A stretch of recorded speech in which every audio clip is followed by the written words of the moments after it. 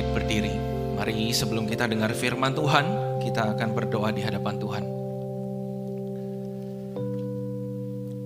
Kami bersyukur ya Tuhan, setelah 6 hari kami bekerja, ada 1 hari kami boleh berhenti dari segala rutinitas kami dan kembali berbakti di hadapan Tuhan.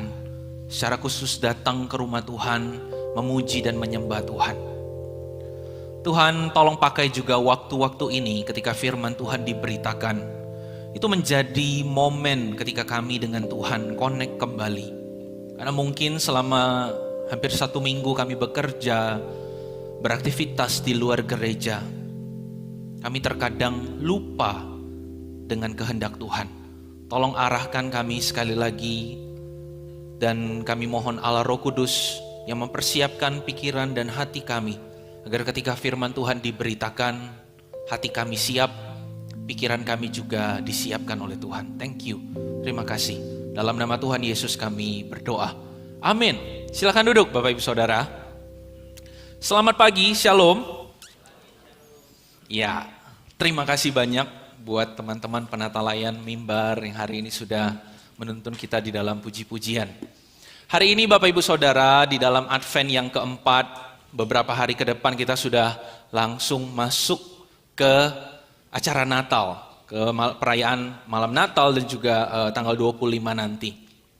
Dan kita akan kembali merenungkan tentang kasih setia Tuhan, kasih setia Allah kepada kita. Sebelum kita masuk ke dalam bagian firman Tuhan, ada beberapa bagian yang akan kita baca dan bahas bersama. Bapak Ibu Saudara tahu kan ya siapa dia ya? Siapa angkatan-angkatan yang paling tua sampai yang paling muda pun tahu susu ini. Ya, ini James Bond. James Bond ini digambarkan kalau di dalam film 007 sebagai agen rahasia yang digambarkan sebagai pria yang ganteng. Sederetan aktor-aktor yang main James Bond itu pasti ganteng.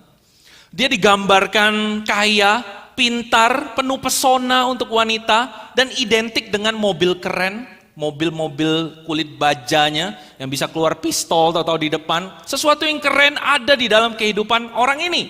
Dan memang seru untuk ditonton. Dan Bapak Ibu tahu ya kalau saya tidak sebutkan apa. Bapak Ibu tahu nggak identiknya James Bond ini dengan apa? Identiknya. Kalau kita ngomongin James Bond, apa yang di dalam pikiran kita?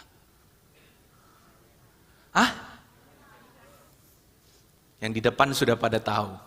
Banyak cewek. James Bond ini hidup, ini baru sebagian loh 2 ini. Kalau saya tampilin semua mungkin nggak cukup.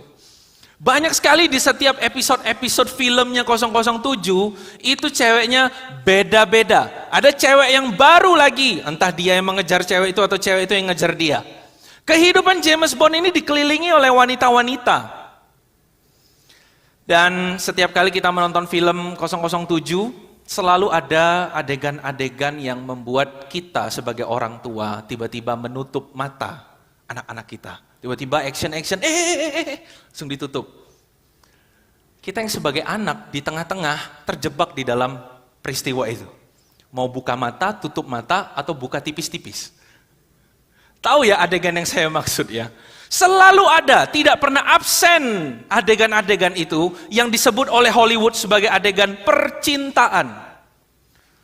Tetapi ayolah, kita tidak akan memandang hal-hal itu sebagaimana Hollywood memandang, bukan? Kita sebagai anak-anak Tuhan tahu, hal yang namanya perbuatan seks di luar pernikahan itu dosa percabulan sebenarnya. Itu perzinahan, tapi dikemas sedemikian rupa sebagai sebuah hiburan. Dan James Bond itu digambarkan punya banyak simpanan, bukan simpanan hari tua, bukan tabungan, tapi simpanan selingkuhan, dekat dengan alkohol, pistol, pembunuhan, perjudian, dan sepanjang umurnya atau sepanjang film itu ada, adegannya selalu muter-muter di situ-situ itulah. Tapi kita lihat ya, walaupun pekerjaannya dengan kehidupan demikian dan dia menghadapi pekerjaan-pekerjaan yang berbahaya dan selalu dekat dengan kematian. Wong ini nak dikejar musuhnya sama nobe, lepas tuh lah ujungnya. Orang ini mau ditembak berapa peluru pun gak mati-mati. Orang ini mobilnya mau diledakin gimana pun, ada baru lagi mobilnya besok. Kita akan lihat dia selalu lolos dari kematian, hidupnya akan selalu lancar. Bahkan kita tidak pernah melihat James Bond sakit karena dia sudah semakin tua. Tetap mau umurnya berapapun, dia makin tua, gedung ke gedung, tetap dia bisa lompat. Dia bisa koprol ke depan, dia bisa salto ke belakang. Dia punya kehidupan yang nyaris sempurna yang digambarkan oleh Hollywood. Walaupun hidupnya itu di dalam dosa, kita sebagai orang Kristen melihat itu dosa, tapi sepertinya jauh dari konsekuensi. Kelihatannya hidup dalam dosa, ganti-ganti pasangan, tetapi jauh dari sakit penyakit. Dekat dengan bahaya, tapi jauh dari kematian. Dosanya jalan terus, hidup tetap aman dan nyaman. Gambaran kehidupan seperti ini bukan hanya James Bond di dalam dunia fiksi yang mengalaminya. Tetapi tidak sedikit juga anak-anak Tuhan, orang-orang percaya yang hidup di dunia nyata. Terkadang juga ada fakta-fakta seperti ini. Mungkin kita tidak sampai berdosa membunuh orang ya. Saya harap tidak ada di antara kita, amin, yang pernah bunuh orang. Saya harap juga kita tidak punya banyak simpanan, banyak tabungan, silahkan Bapak Ibu. Banyak simpanan, selingkuhan, saya harap kita tidak ada. Kita tidak dekat dengan alkohol atau jadi dewa judi, mungkin tidak. Mungkin dosa kita tidak sekeruh dosa James Bond. Tapi kita punya dosa masing-masing, ayolah. Kita sikap jujur, kita punya kelemahan kita masing-masing. Dan baik itu dosa besar ataupun dosa kecil yang dinilai oleh manusia. Kita tahu Alkitab tidak mengajarkan adanya dosa besar, dosa kecil. Dosa ya dosa. Kamu mau benci satu orang dengan benci 1000 orang, sama. Tetapi di tengah dosa yang kita lakukan, yang kita simpan, yang diam-diam kita masih nikmati, terkadang kita bertemu dengan satu fenomena, hidupku baik-baik saja di tengah dosa ini. Kok kayaknya hidupku aman-aman saja? Aku punya selingkuhan, istriku nggak tahu, tapi kok hidupku aman-aman saja? Aku sebagai anak, dengan pacarku, aku seks bebas, kata orang itu dosa, tapi kok hidupku aman-aman saja? Terkadang kita akan berjumpa dengan hal-hal yang seolah konsekuensi dosa itu tidak ada di dalam hidup kita dan tidak terjadi. Lalu apa yang kita lihat? Bagaimana kita menilai fakta-fakta atau fenomena seperti ini? Apakah kita akan mengartikan semua itu sebagai anugerah terhadap orang berdosa? Oh, ini semua anugerah karena Tuhan Maha Pengampun, aku hidup di bawah anugerah Yesus, maka Tuhan tidak membalaskan dosa-dosaku.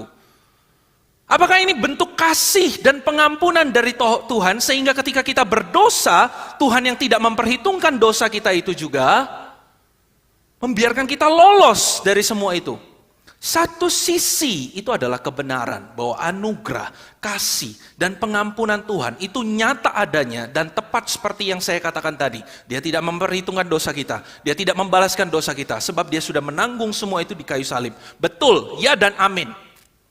Tapi di sisi lain kita perlu berhati-hati dengan mengartikan apa itu anugerah, apa itu kasih, apa itu pengampunan. Jangan terlalu cepat menyebutkan bahwa itu anugerah Tuhan bagiku. Jangan terlalu cepat dan terlalu mudah berkata, itu kasih Tuhan bagiku. Maka dia melindungi aku walaupun aku berdosa. Di dalam Roma pasal yang pertama ayat 18-32, tapi saya akan bacakan, ajak kita baca bergantian dari ayat 18-24 saja. Nanti saya akan jelaskan dengan detail apa yang Paulus tuliskan sampai ayat yang ke-32.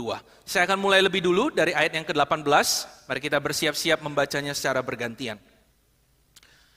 Sebab murka Allah nyata dari sorga atas segala kefasikan dan kelaliman manusia yang menindas kebenaran dengan kelaliman. Ayat 19 Bapak Ibu.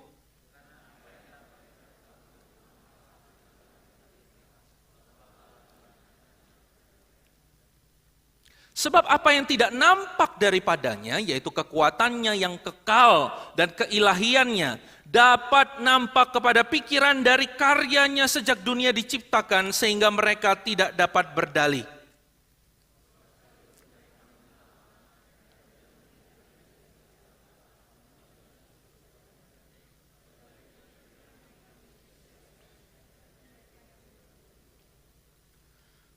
berbuat seolah-olah mereka penuh hikmat, tetapi mereka telah menjadi bodoh.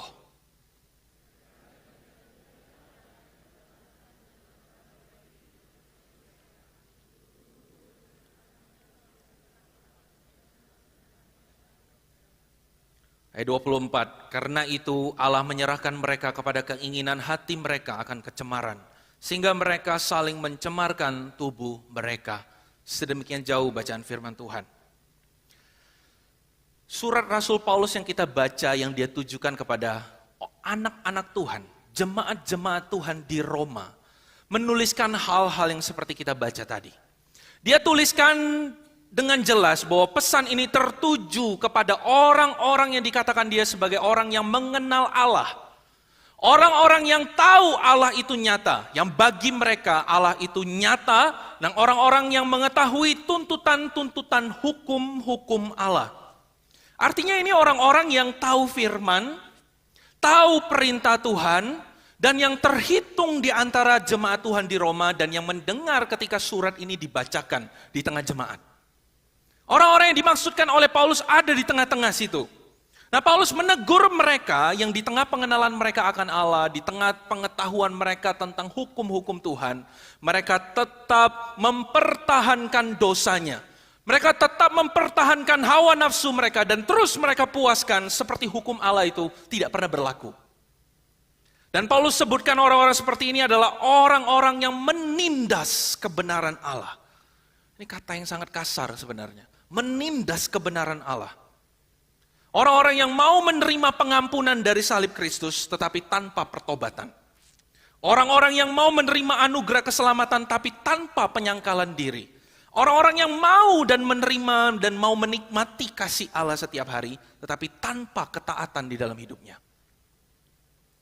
Dan Paulus memperingatkan murka Allah nyata atas orang-orang ini. Sebab murka Allah nyata dari sorga atas segala kefasikan dan kelaliman manusia yang menindas kebenaran dengan kelaliman. Ketika mendengarkan kata murka Allah, apa yang ada di dalam pikiran kita? Apa itu murka Allah, Bapak Ibu? Sesuatu yang menakutkan, bukan? Sesuatu yang menakutkan yang terjadi di dalam kehidupan kita karena kita berdosa. Karena kita manusia berdosa. Dalam bentuk apa? Oh, kita mungkin kepikir orang yang berdosa, yang tidak mau bertobat dalam hidupnya, diberikan sakit penyakit. Diizinkan terjadi sesuatu yang tidak enak, yang pahit di dalam kehidupan mereka. Karena mereka, orang-orang yang menerima murka Allah itu, menerima kemarahan Tuhan. Seperti teman-teman Ayub kan? Pikiran teman-teman Ayub juga sama kan? Ketika ngelihat Ayub menderita, apa dalam pikirannya teman-teman Ayub? Ini kan 3 konconya Ayub ini. Yang menuduh Ayub berkata, kamu pasti berdosa akan sesuatu. Oleh karena itulah Tuhan menghukum kamu. Ayo kamu bertobat Ayub. Sampai semua hartamu habis, anak-anakmu mati. Kamu pasti ada salah di hadapan Tuhan. Tetapi ternyata dari apa yang Paulus tuliskan di dalam Roma pasal yang pertama ini, murka Allah itu tidak datang dalam bentuk bencana loh. Kita baca sampai ayat 32, tidak ada bentuk murka Allah yang dikatakan oleh Paulus diberikan kepada orang-orang ini. Orang-orang yang menindas kebenaran itu. Tidak ada diberikan sakit penyakit, tidak ada segala bentuk murka yang kita mengerti itu tidak tertulis di sini. Tetapi ada satu murka, bentuk murka yang jarang ditemukan.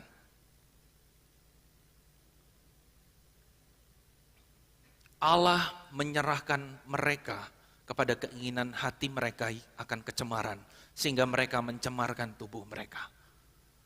Menyerahkan mereka kepada hawa nafsu yang memalukan, menyerahkan mereka kepada pikiran-pikiran yang terkutuk, dalam bahasa aslinya terkutuk itu tidak bermoral, sehingga mereka melakukan apa yang tidak pantas. Bentuk murka itu tidak datang dalam bentuk musibah atau hal yang pahit terjadi. Tetapi Allah menyerahkan mereka, itu bentuk murka Allah kepada mereka. Allah menyerahkan artinya bukan berarti Allah membuat mereka melakukan dosa-dosa yang didaftar itu. Tidak. Tetapi Allah menyerahkan itu artinya Allah tidak lagi menghalang-halangi mereka untuk melakukan dosa yang mereka inginkan itu. Allah tidak lagi menegur mereka yang memuaskan nafsu mereka itu. Dosa apa yang mereka rencanakan, perbuatan jahat apa yang mereka inginkan, semua tercapai. Allah tidak menghalangi mereka untuk berbuat jahat. Allah tidak menggelisahkan mereka. Tidak ada hal yang menyusahkan hati mereka untuk melakukan semua kekejian itu. Dengan kata lain, hidup orang-orang ini meski di dalam dosa, perfectly safe, aman-aman saja. Mereka mau merencanakan apa, baik itu baik ataupun jahat, semua akan terlaksana sesuai dengan keinginan hati mereka. Allah menyerahkan mereka, membiarkan mereka, tidak ada lagi kesusahan sebagai teguran, tidak ada lagi penyakit atau musibah atau bahkan tertangkap oleh hukum sebagai interupsi dari Allah. Allah akan membiarkan semua itu. Seperti kata kitab pengkhotbah, kehidupan orang fasik itu akan jauh lebih lancar kelihatan daripada orang yang benar. Dari luar kehidupan orang fasik akan terlihat lebih mujur daripada kehidupan orang-orang yang benar dan yang takut akan Tuhan. Nah, ironinya kita sebagai orang-orang yang hidup di dalam anugerah Tuhan ini, seringkali kita dengan mudahnya mengartikan segala kemulusan di dalam kehidupan kita, meski di dalam dosa yang kita simpan, kita berkata kita hidup di bawah kasih setia Tuhan yang Maha Pengampun. Dan kita tidak melihat bahwa ketika kita dengan bebasnya bisa berdosa dan tanpa berat hati, sebenarnya kita berada di bawah murka Tuhan. Murka Tuhan yang paling mengerikan bukan ketika dia marah dan menghardik kita. Pergi kau, aku gak kenal sama kamu. Atau enyahlah engkau iblis seperti dia berkata kepada Petrus. Yang paling mengerikan itu bukan itu. Tapi yang paling mengerikan murka Tuhan itu ketika dia sudah gak mau tahu. Ketika dia sudah diam, tidak lagi menegur, tidak lagi memperingatkan kita, tidak lagi menghalangi kita untuk berbuat jahat. Itu murka Tuhan. Maka hari-hari ini, masalahnya itu bukan orang tidak tahu bahwa Allah itu kasih, Allah itu setia. Saya sudah gak perlu menjelaskan panjang lebar bahwa Tuhan itu kasih, Tuhan itu setia. Setiap minggu kita mendengarkan hal itu. Tapi seringkali yang menjadi masalah adalah kita salah meresponi atau salah mengartikan apa itu Allah kasih dan Allah yang setia. Sebab dunia hari-hari ini, gereja juga hari-hari ini tidak terkecuali di YouTube ataupun di TikTok, segala macam sosial media, seringkali lebih suka memperlihatkan dan memberitakan bahwa di dalam Yesus ada pengampunan, di dalam Yesus ada anugerah, di dalam Yesus ada keselamatan bagi orang berdosa. Satu sisi itu kebenaran, betul, ya dan amin. Tetapi di sisi lain kita jangan lupakan, jangan lupa juga beritakan bahwa Yesus bukan hanya Allah yang mengampuni dosa, tapi dia juga Allah yang keras dan tegas terhadap dosa itu.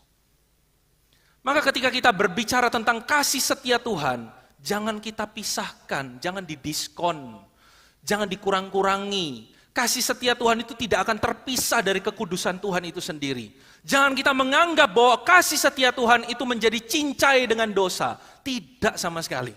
Ketika kita ikut Yesus sebagai Tuhan dan Juru Selamat kita, dia bukan hanya mengampuni dosa kita lalu selesai. Tugas Yesus selesai. Tidak. Tapi dia juga menolong kita untuk bebas dari dosa itu. Betul Bapak Ibu? Dia tidak akan tinggal diam kalau kita ikut dia dan kita masih bercokol di dalam dosa. Ranting-ranting yang tidak berbuah itu akan dipotong sama dia, dibersihkan sama dia. Dia disiplin kita, dia didik kita semakin serupa seperti dirinya. Penulis kitab Ibrani berkata di dalam pasal 12 ayat 6-8. Karena Tuhan menghajar orang yang dikasihinya. Lihat. Tuhan tidak, Alkitab tidak berkata Tuhan menghajar orang. Tidak. Tidak semua orang dihajar Tuhan. Dia hanya menghajar orang yang dikasihinya. Ia menyesah orang yang diakuinya sebagai anak. Jika kamu harus menanggung ganjaran, ganjaran itu berarti sesuatu yang berat untuk kita jalani, sesuatu yang tidak mengenakan sebagai bentuk didikan Tuhan. Allah itu memperlakukan kamu sebagai anak, kata penulis kitab Ibrani. Di manakah terdapat anak yang tidak dihajar oleh ayahnya? Tetapi jikalau kamu bebas dari ganjaran yang harus diderita semua orang, Artinya kamu dosa, kita dosa, gak ada yang halang-halangi. Kita dosa, gak ada berat hati. Kita dosa, gak ada gelisah. Dan nothing happen. Maka mungkin kita bukanlah anak. Tetapi kita anak-anak gampang, kata penulis kitab Ibrani. Nah, kata menghajar di sana, itu memiliki dari kata aslinya memiliki arti to discipline, to educate, to correcting. Maka ketika Tuhan menghajar kita, memukul kita, itu bukan sekedar memukul karena Tuhan emosi. Tetapi karena Tuhan menghajar kita untuk maksud mendidik dan mendisiplin. To discipline, to educate, to correcting, untuk membenarkan kita. Dan tidak berhenti di sana, ditekankan lagi oleh penulis Ibrani dengan kata menghajar dan menyesah, Bapak Ibu. Kata ini memiliki arti cambukan, tetapi ini sering dipakai juga untuk orang yang memegang cambuk. Artinya memang Tuhan dalam mendisiplin kita, mendidik kita sebagai anak. Dalam Tuhan itu menyatakan kasih-Nya kepada kita. Terkadang Tuhan sampai menggunakan cambuk, atau terkadang sampai Tuhan harus memberi kita rasa sakit, agar kita bangun dari dosa itu. Agar kita keluar dari ruangan itu. Dan penulis Ibrani mengakui bahwa ketika semua itu terjadi, itu tidak akan mendatangkan sukacita. Tapi itu akan mendatangkan duka cita. Tapi kemudian akan menghasilkan buah kebenaran yang memberikan damai kepada mereka yang dilatih olehnya. Maka ketika Tuhan mengasihi kita, di satu sisi kasih-Nya memang mengampuni kita, Bapak Ibu. Tapi di sisi lain Dia juga tindak tegas dosa orang-orang yang dikasihinya itu. Jika Dia rasa perlu untuk sampai melukai kita seperti Dia melukai Israel, artinya kita dianggap anak. Israel itu berdosa, gak main-main dilukai, sampai dibuang ke Babel. Ibaratkan kita kalau berdosa Indonesia, dibuang ke Amerika. Jadi budak semua kita di Amerika, karena Tuhan mengasihi kita. Kalau kita menerima sesuatu yang demikian, Tuhan di akhir memang betul akan membalut luka yang Dia sendiri buat di dalam diri kita, sehingga kita menjadi sembuh. Dan itulah karakter Allah Israel, Allah Abraham, Allah Ishak, Allah Yakub yang kita sembah di dalam kehidupan kita dan di dalam ruangan ini, di dalam gereja kita ini. Antara kasih-Nya dan kekudusan-Nya itu berjalan bersamaan.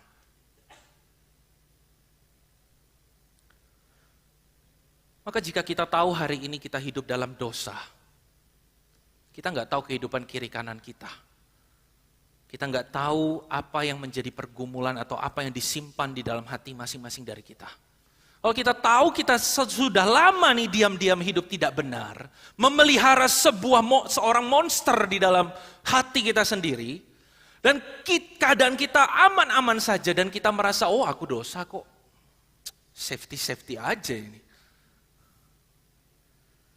Tidak ada teguran, tidak ada kegelisahan, tidak ada dorongan untuk kita mau berubah.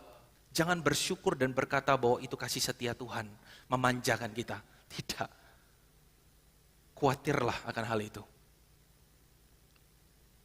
Sebab kasih setia Tuhan juga dinyatakan melalui cambuk yang menyakitkan untuk anak-anaknya keluar dari dosa itu. Yang mengguncang rasa nyaman kita. Yang mengguncang rasa nikmat di dalam dosa itu. Agar kita keluar jauh-jauh meninggalkan tempat itu. Di dalam Kristuslah kita melihat pribadi Allah yang demikian. Dia yang melindungi dan mengampuni wanita yang kedapatan berzinah pagi-pagi hari ketika Yesus di bait Allah. Rombongan orang yang merasa dirinya benar itu menggeret wanita itu di hadap. Dan berkata, boleh gak kita ini rajam batu wanita ini? Ya, Yesus melindungi wanita ini sehingga apa yang diperbuat oleh Yesus meloloskan wanita itu dari kematian. Bahkan Yesus juga berkata, memberikan kesempatan kepada wanita itu, aku pun tidak menghukum engkau, kata Yesus. Betul kan? Tetapi kisah itu tidak berakhir di situ, jangan dipotong. Yesus juga berkata kepada wanita itu, pergilah huicia dan jangan berbuat dosa lagi mulai dari sekarang. Kristus tidak hanya berhenti di mengampuni, tapi dia juga melanjutkan untuk mengoreksi wanita itu. Apa yang salah, Tuhan nyatakan, Tuhan ampuni, dan jangan ulangi lagi, kata Tuhan. Dia juga pribadi yang sama yang menerima Zakheus, menerima Petrus, menerima Yohanes, menerima Matius, semua orang berdosa itu. Tapi kalau mereka salah, Tuhan tegur. Petrus itu bukan main-main ditegur sama Tuhan. Berkali-kali dia itu ditegur sama Tuhan.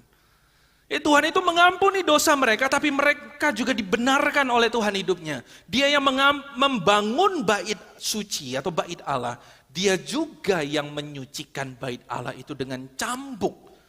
Ketika rumah Allah dipenuhi oleh perampok-perampok agamawi. Kita seringkali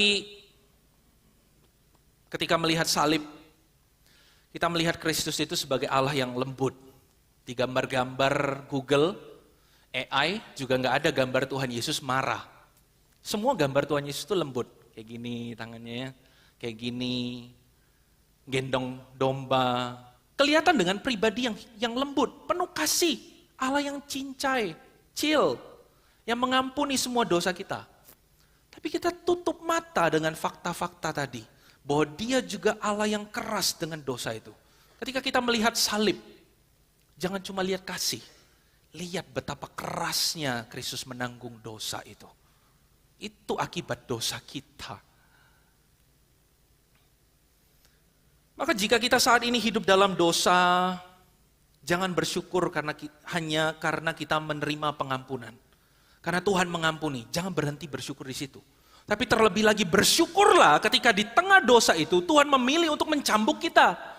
Ketika di tengah dosa itu Tuhan mengizinkan hal yang pahit itu terjadi, mengizinkan hati kita susah, itu berarti demikian Tuhan mengasihi kita. Sehingga dia menganggap kita anak dan kita dimurnikan oleh dia. Dan dia tidak pernah bohwat untuk mendidik kita sebagai anak untuk jadi benar.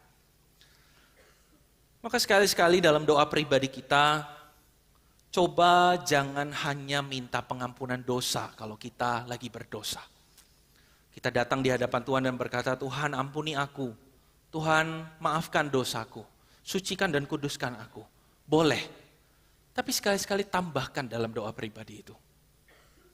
Beranikah kita berdoa dan minta Tuhan menghajar kita kalau kita berdosa dan terus-terusan di situ? Beranikah kita minta dengan Tuhan untuk menggoncang zona nyaman berdosa kita itu? Karena adalah lebih baik hidup dalam kegelisahan yang kudus daripada hidup dalam kenyamanan tapi jauh dari kekudusan Allah.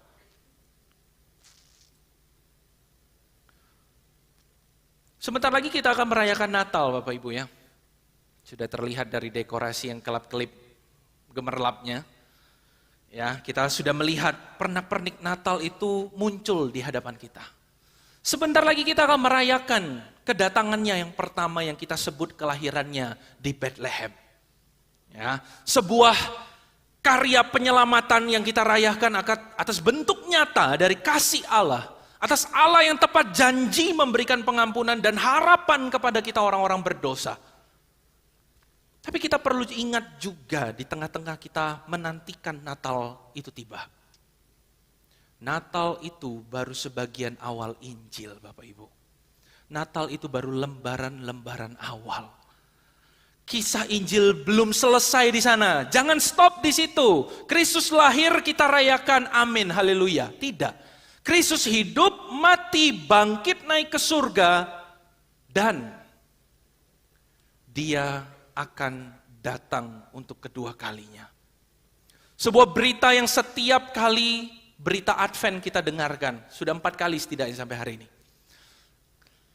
Kita setiap Natal jangan hanya jadikan momen merayakan dan memandang kepada bayi Kristus di belakang yang sudah lahir 2000 tahun yang lalu, yang lembut, yang mengampuni itu. Jangan stop di situ, lanjut. Kisahnya belum selesai. Surat-surat para rasul pun tidak banyak loh kalau kita perhatikan ya. Surat-surat mereka yang mereka tuliskan tidak banyak berbicara tentang bayi Kristus. Kapan kapan Rasul Paulus berbicara tentang bayi Kristus? Kapan Petrus berbicara tentang kisah Natal bayi Kristus? Mereka tidak ada banyak berbicara tentang hal itu. Yang mereka tuliskan adalah tentang Kristus yang di depan, bukan Kristus yang lalu, yang lahir 2000 tahun lalu di Bethlehem itu.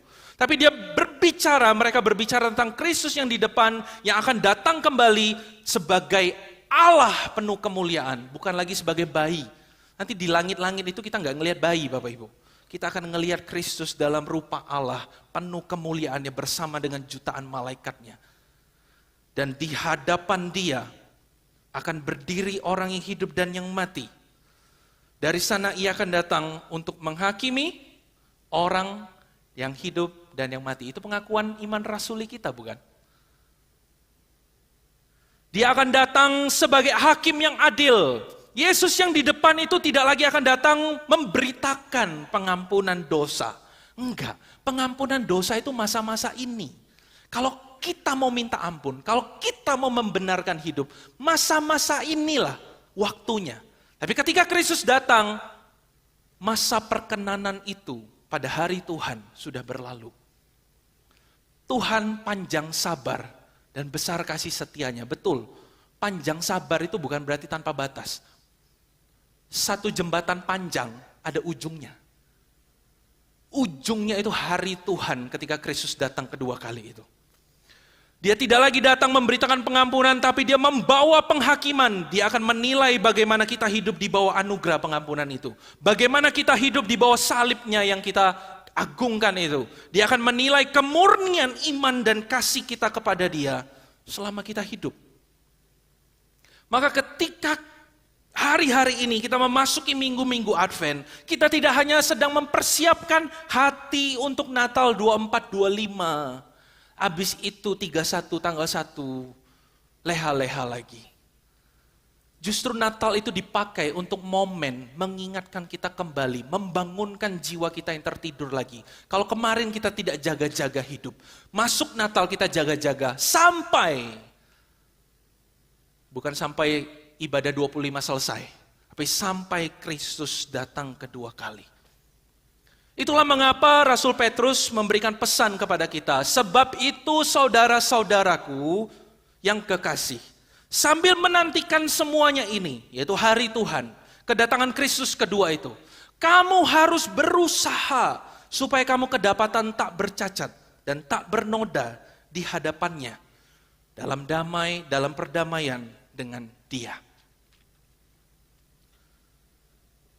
Apakah ini artinya maksud Petrus adalah kita sampai akhir ketika Kristus datang hidup kita harus sempurna? Mari perhatikan video ini. Berikan judul Bapak Ibu kepada video yang saya tunjukkan ini. Lebih cocok ini video diberikan judul domba berkubang di dalam lumpur atau domba terjebak di dalam lumpur. Saya ulang ya. Nih. Kira-kira domba ini sedang terjebak atau berkubang di dalam lumpur ini? Jawab dari hati masing-masing. Oke. Video kedua, berikan judul juga yang tepat untuk video ini. Kelihatannya babi ini, dia ini terjebak di dalam lumpur atau berkubang di dalam lumpur, Bapak Ibu. Ya, harusnya nggak ada orang terjebak seperti itu ya.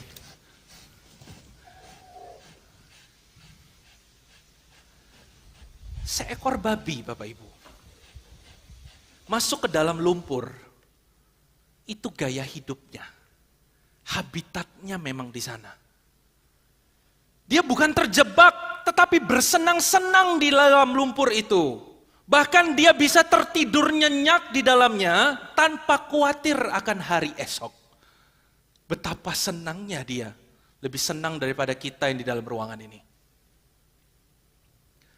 Tapi domba, dia juga bisa sama-sama ada di dalam lumpur itu. Sama-sama kotor, sama-sama lengket tanah itu di tubuh dia, di bulu dia.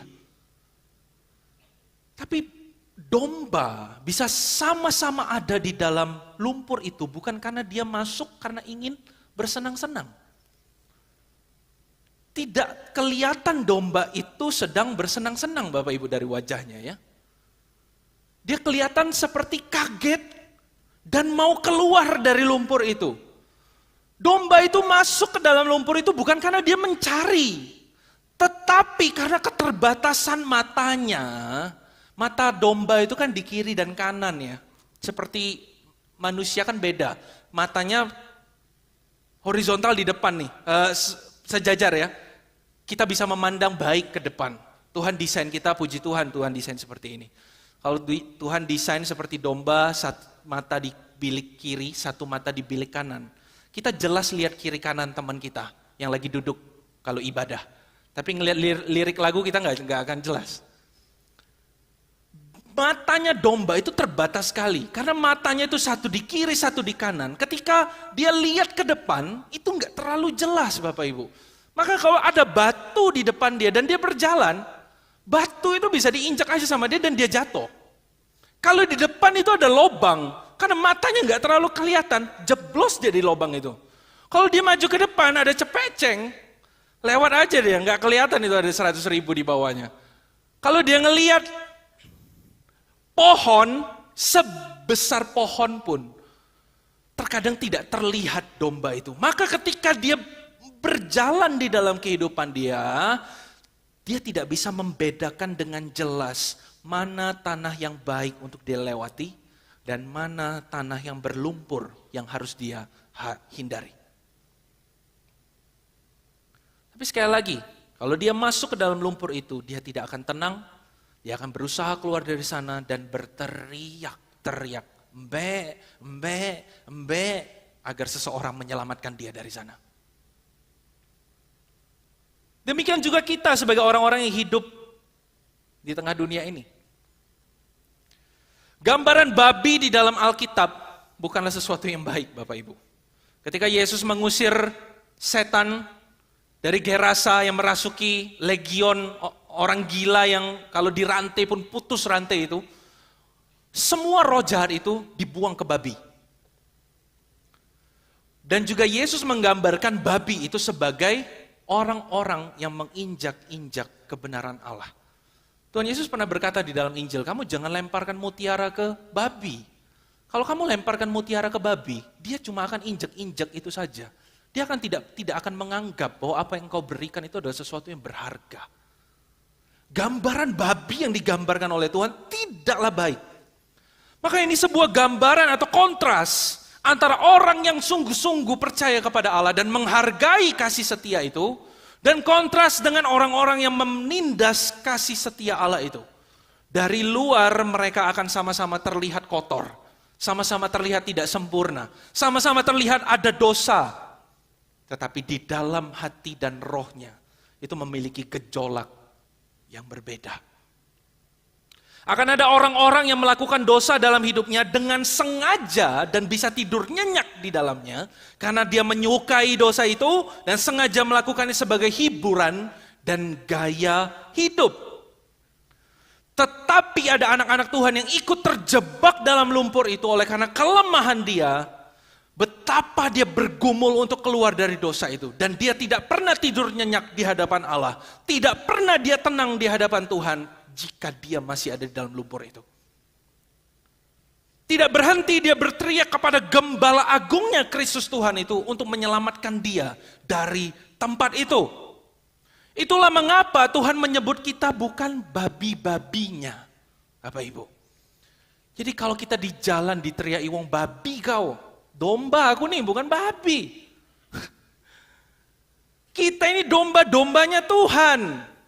Yaitu orang-orang yang dianggap Tuhan yang penuh keterbatasan, bisa tersesat dan butuh pertolongan dan dipimpin. Itu domba. Tuhan datang tidak menyelamatkan babi, tapi Tuhan datang menyelamatkan domba-dombanya. Seperti yang dialami oleh Rasul Paulus juga, dia pernah sharingkan juga hal ini di dalam kitab Romanya yang kita baca. Dia katakan karena bukan apa yang aku kehendaki, yaitu yang baik yang aku perbuat. Tetapi justru apa yang aku benci, itulah yang aku perbuat. Dari secara pengetahuan dan hati, Paulus itu tahu mana yang benar, mana yang baik, mana yang harus dia lakukan, mana yang mulia di hadapan Allah. Tetapi karena keterbatasannya dan keterbatasan kita seringkali melakukan apa yang tidak kita inginkan. Apa yang kita benci, itulah yang kita perbuat. Maka Petrus di dalam pesannya tadi, ini bukan berbicara tentang hasil akhir Bapak Ibu, bahwa kita harus kedapatan bersih, sempurna ketika Kristus datang. Gak ada semua dari kita yang selamat kalau kayak gitu. Petrus ini bukan berbicara tentang hasil akhir, tapi lihat, ada kata kamu. Harus apa Bapak Ibu? Berusaha. Artinya dalam menantikan Kristus datang itu kita tidak pasif. Hanya terima pengampunan, hanya terima belas kasihan, pasrah dengan dosa dalam hati kita, dan tidak berbuat apa-apa. Salah. Petrus berkata berusahalah, artinya aktif. Dan usahakanlah dengan kesungguhan untuk hidup dalam kebenaran walaupun sudah diampuni. Kita hidup dalam kebenaran bukan minta diampuni. Tapi berusahalah hidup dalam kebenaran Allah. Karena sudah diampuni. Dan berusahalah untuk berkata tidak kepada dosa. Walaupun memang kita nggak bisa sempurna. Sampai Kristus datang kembali. Kita tidak didapati sebagai seekor babi yang sedang tertidur nyenyak. Seperti 5 wanita bodoh yang tidak mempersiapkan api pelitanya. Tetapi kita perlu menjadi seperti domba yang terus menantikan penyelamatan itu. Kaki kita memang masih tersangkut di dalam lumpur itu. Kaki kita memang masih belepotan tanah.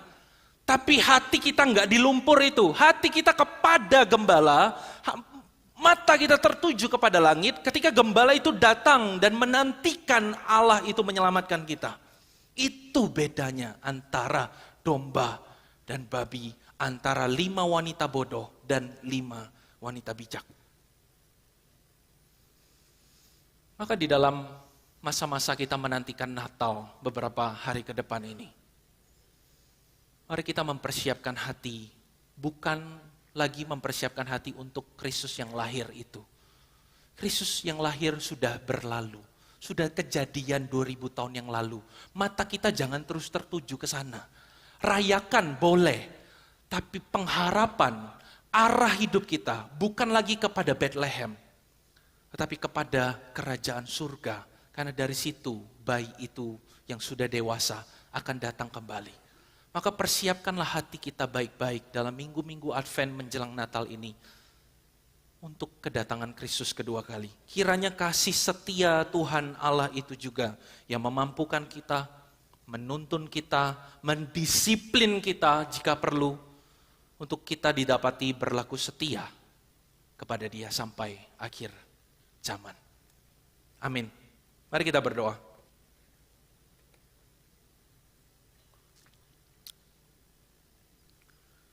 Kami bersyukur ya Tuhan untuk firman, peringatan, ajaran yang Engkau kembali suarakan kepada kami siang hari ini.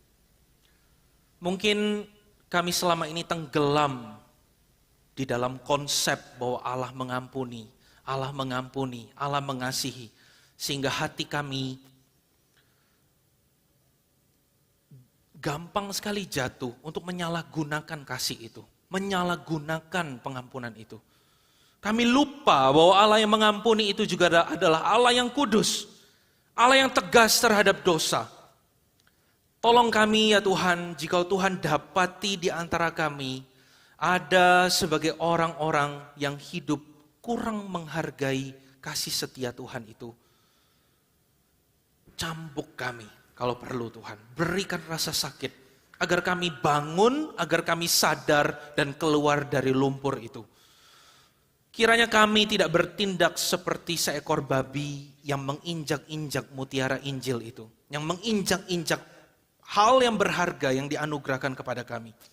Tapi kami sebagai seekor domba-domba Tuhan yang terus menantikan kedatangan gembalanya untuk membersihkan dia secara sempurna, untuk membersihkan dan menyelamatkan setiap kami sepenuhnya, dan masuk ke dalam kemuliaan-Mu ya Tuhan. Tolonglah setiap kami, jangan biarkan hati kami bergeser terlalu jauh, melupakan anugerah dan meninggalkan Tuhan. Tolong kami ya Tuhan Yesus. Menjelang hari Natal ini, persiapkan hati kami, agar ketika firman Tuhan diberitakan pada hari Natal, semua itu bukan hanya mempersiapkan hati kami untuk merayakan, tetapi juga mempersiapkan hati kami hidup berkenan di hadapan Tuhan, sampai pada Kristus datang kedua kali. Terima kasih Tuhan. Dalam nama Tuhan Yesus kami berdoa. Amin.